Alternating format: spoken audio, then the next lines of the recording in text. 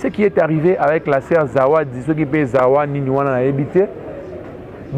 Ça, Roland Dalo et puis pasteur Baraka Mugisho Baloba Kiango. Na lobela Zawadi wana. Mazuki Zawadi. Tala, Maramosali. Oza vraiment ko bolola moi si excusez nga pe penga ne bakaneza mais bo excusez nga ba obazo talanga. Le frère Mike ne doit pas se laisser faire. Na c'est pas là écoute na intervention à Bercy Moana. Malgré ado critiquer faire nga bato ba critiquer bato ba ignorer ba patron na bango na c'est pas na bango te. Ingo bateke na c'est pas na Bercy Moana te mais sa façon de faire des choses devant deux fois par rapport à faire ça là. Bienvenue sur Avema Télévision, chaîne Yabana Mboka, chaîne par excellence. Bongo Misano, moi na ya mwindwa bata maranasi ma caméra, mais bato moye bae abet kitenge. Ocha longono ngo chaka abet kitenge na sima ya caméra. Ahmed Mukendi liboso ya caméra na yeto so la mboka. Tobeta masolo, moni internet na monde mo boye. Marambo ezanga rakate. Marambo ya pasteur frère Mike Kalambai. Et ça marambo eshekui.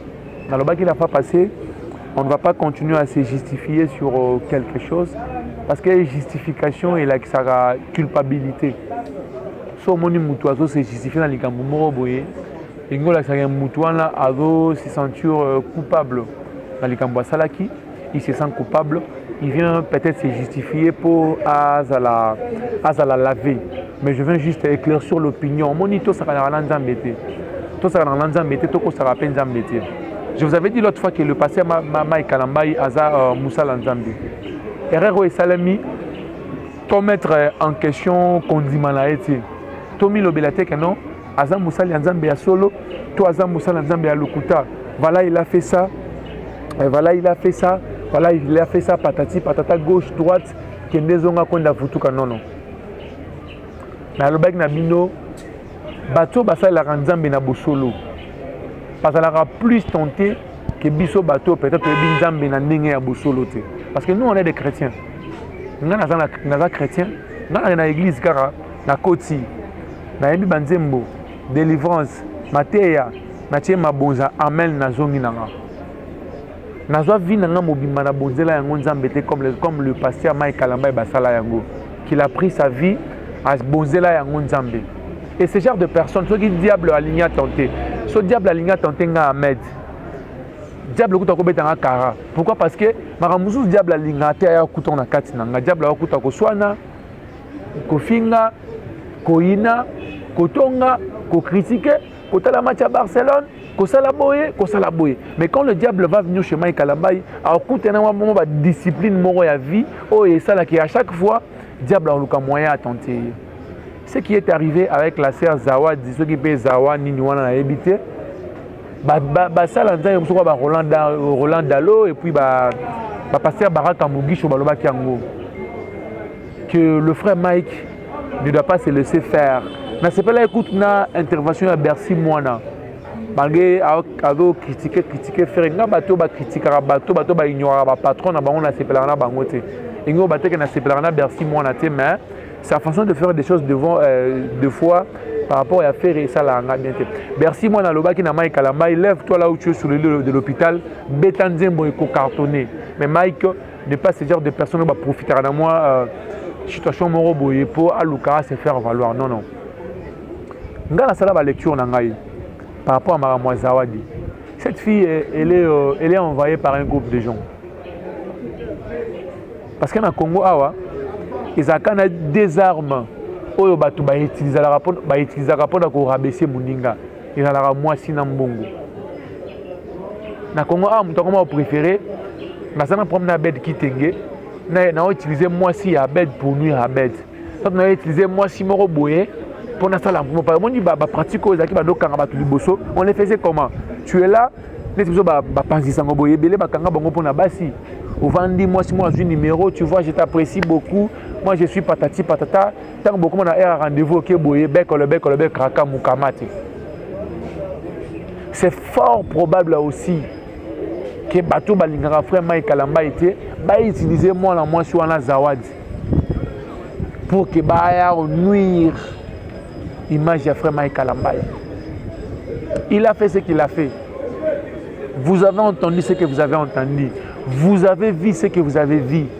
Mais Tinga, dans son défense, Mike, mais dans la analyse, et je n'ai pas à venir me justifier ici que non, tu vois, genou en Eza, genou, il y a frère Mike, non, moi je consomme ce qui s'est dit, j'accepte ce que vous avez vu, je me dis qu'il a fait oui.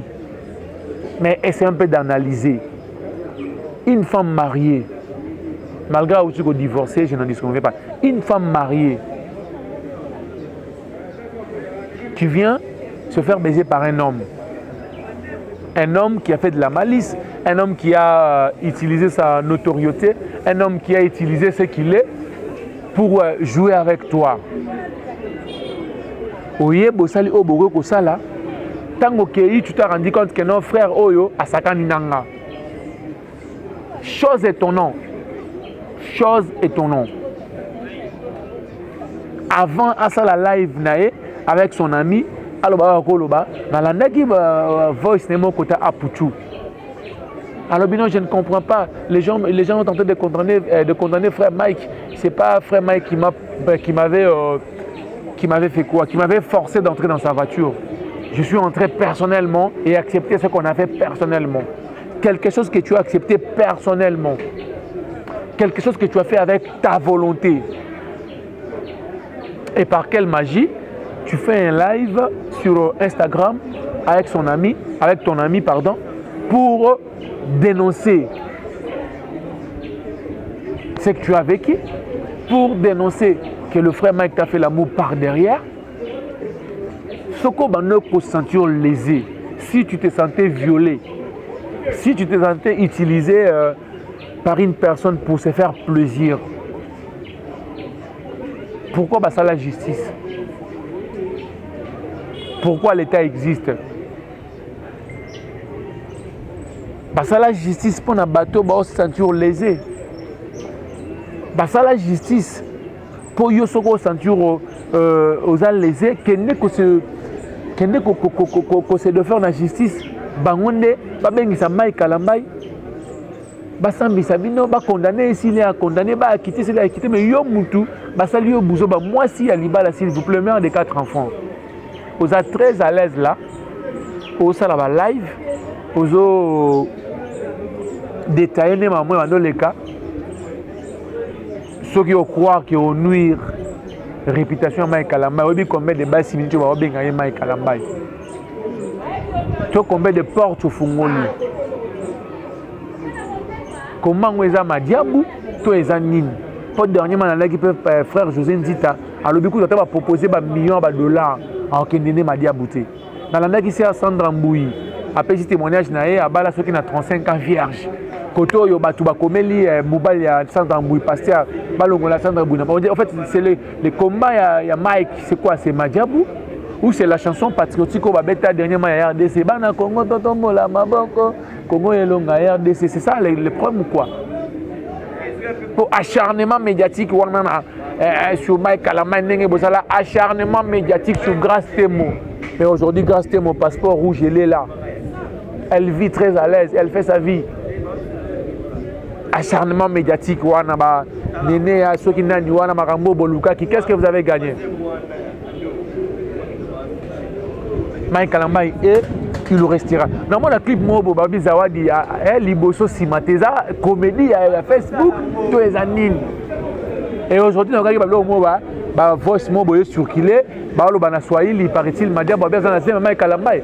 Dans la Mike Kalambai patati patata non. Au comme qu'on publier que ça là comment on appelle ça? Ba pétition. Mettre des pétitions en ligne pour saboter les clips de Mike Kalambai, pour saboter la personne de Mike Kalambai. Et on comprend maintenant qu'on t'avait envoyé, tu avais une mission.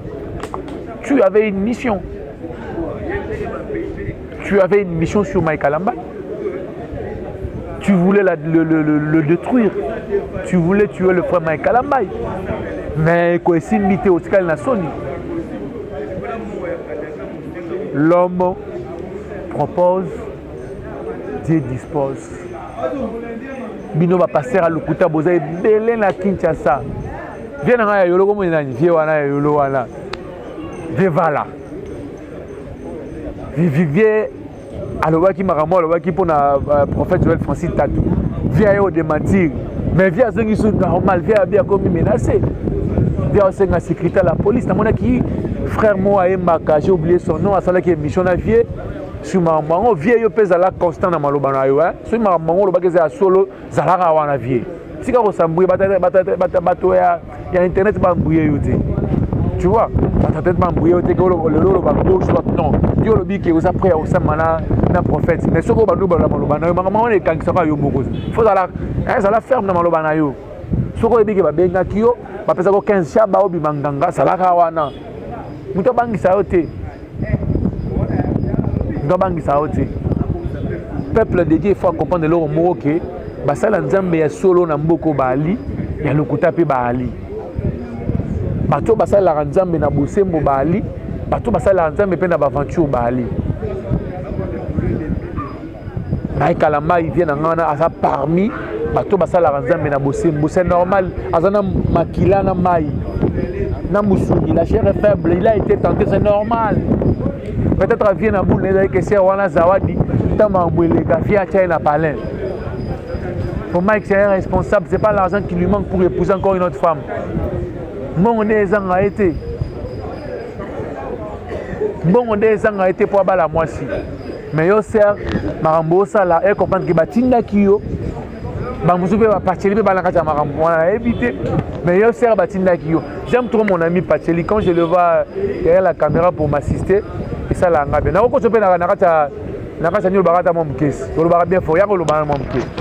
Improviser quand on a passé les banda. Oh là, chouchou, il y a abonné à Ave Maria. Tout élément. Mon ami personnel. Passé les banda. Ahmed. Allez là au fort. Tiens un micro. Moi je suis à la Zawadi. Hein? Aïe pembe na Mike Kalambai. Katinda qui pour détruire frère Mike. Asali wa ko sala. Mais abandi sukuru ba biloba loba que non, azana c'est ma frère Mike.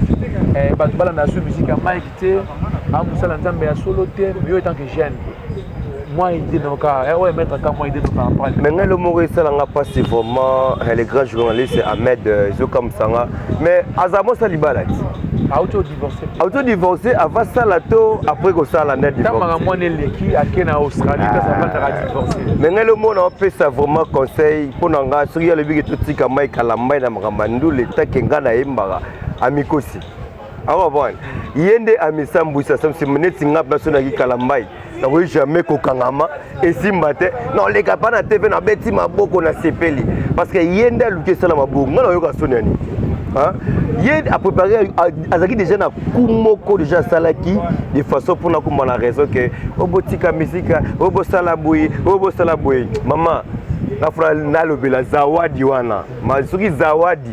Tala, makamosali vous avez vraiment bolola moitié excusez-moi après penga ne bakaneza mais bo excusez-moi ba obazo talanga asa eloko moko boyenda bimizoba ya bazoba tokolinga Mike Kalambai tokoyema musique na ye pe tokokota na église na ye tokoya eloko ya sali yende amisambu ici ami libaya na ye d'abord je kufi avec relation et d'ailleurs makambe nyonso oyene zawa de kufi mais Kalambai eloko moko te ikufi pa na ye toko soutenir ye toko zala na ye toko zala na yo frère Kalambai pasteur Kalambai toko pour nous autant belete pour ça moi le mom ki ka frère Mike kasi yo yembaka voilà ezanze monaye oya pasteur so Kalambai pa zalaka mais yo biga ko yoka bango moi trop vraiment zalaka te au passe biso ezalaka o biso to zalaka logo la côté moko boye bango ba zalaka côté moko boye mais nyoso makambo bombe bango ba bombe ka bombe maka titre bombe yango wana bombe wana mal à l'aise c'est bon on a yebi mais ko yemba yembango boye talaka ka pona mitso donc on n'est pas si pour na Mike Kalambai sur na bina yemba makamuna ye non ko rater pour na passe na ye et on a passé des conseils hein pasteur na biso Mike Kalambai la muka zongela makamu zongela activité la vie continue et loko wana eko décourager jamais vie na yo un jeune garçon vous avez sur la moine na yo ça calme banami balé vieza mulai sala magamayo sala ga initi ya olana de gauche à droite conseil na ngaya ngwana koyemba c'est koyemba na koyemba mais mingi mi funa lo bandé na ba ki funa peso conseil merci vraiment maître. Merci Pacheli Kibanda. Voilà, un garçon très intelligent qui parle bien au musical na biso mais Fabro ake États-Unis yo non kokendete c'est trop dire ezara na niveau famille na ngana za moi ba problème privé quoi yango vous mezo senga te vraiment na zalawana par exemple ils a vraiment sérieux na famille tant que pe à part musicien na rapé ya liboso ya famille nana ba leki ata plus ba tara ba 15 plus ça veut dire ba leki déjà 15 et on a ranger famille ba fa na ngana surtout na la bino ya trop toujours en forme et pénazali. Ma famille n'est peut-être dans la mais tout le monde a bino. Merci à tous. En tout cas, merci beaucoup. Balandia avec ma télévision. Tout ce qui a été ma boye debout. Là, c'était l'intervention à chaud de Pacheli Kibanda par rapport à Mike Alamba et Nazawa. Dissert au Misambusi Omoko, au Bimizoba. De la campagne na Onyo Sona Mai. Bisoto Linga frère Mike. Bisoto Banobeta Masula frère Mike. Bisoto la musique à frère Mike Alambai. Bisoto Gosalawana pour Mike Alambai. Donc, fidèle abonné à Avema à la télévision. Ces genres des émissions, nul par ailleurs, Kakana Avema à la télévision, Bogolanda Yango, Togolobila Yango, Kakanenge Zalaga. Donc, abonnez-vous massivement à la prochaine émission. Tourembelabino Hervé Gola, retard, mais Hervé Gola, tout ça l'émission moro spéciale, Mike Alambai Nazawadi, Hervé Gola Penda, Yalo Barayo, Ayoka Sonité. Yalo Baraka, Ninga Lobarakaka, Balasima Togo Yambaye, excuse-moi Hervé Gola, TV Zangunga, donc Balasima Togo Yambayo, Togobeta Masolo, il y a frère Mike Alambai. Abonnez-vous massivement, Queen Néné, la puissance autorité. Ciao.